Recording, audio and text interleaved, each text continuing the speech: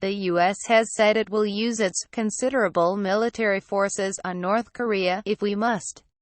Following Tuesday's long-range missile test, U.S. Ambassador Nikki Haley said a new resolution will also be tabled against Pyongyang at the United Nations. She described the test as a sharp military escalation and also threatened to use trade restrictions. The missile launch, the latest in a series of tests, was in defiance of a ban by the UN Security Council. Meanwhile, U.S. Defense Secretary Jim Mattis and his Japanese counterpart Tomomi Inada said the test was an unacceptable provocation. A statement released by the U.S. Defense Department said the two spoke on the phone, where Jen Mattis said the U.S. was committed to defend Japan and provide deterrence. Ms. Haley said on Wednesday that North Korea's test launch of an intercontinental ballistic missile (ICBM) was quickly closing off the possibility of a diplomatic solution. The United States is prepared to use the full range of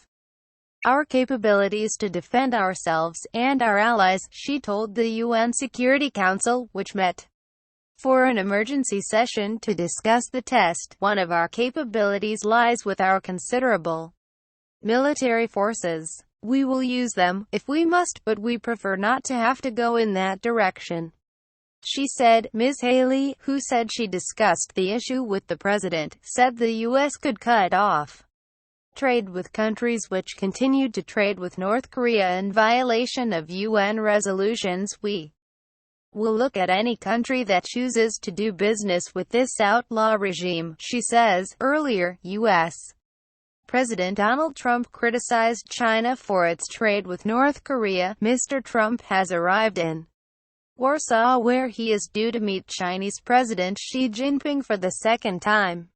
He will later travel to Hamburg for the G20 summit, where world leaders are expected to discuss the missile test. Why is Donald Trump going to Poland? The French ambassador told the UN Security Council that France also favors a new resolution on North Korea, which would tighten sanctions. Russia, which condemned the test, said the possibility of using military measures should be excluded. China's representative said North Korea's actions were unacceptable, but also repeated China and Russia call for all involved to stand down. They have proposed that while North Korea halts its missile and nuclear programs, the U.S. and South Korea freezes their joint military exercises and also reverse plans to deploy a controversial anti-missile system in the South. Both Russia's and China are permanent members of the UN Security Council and could veto any new resolution. Tuesday's launch was North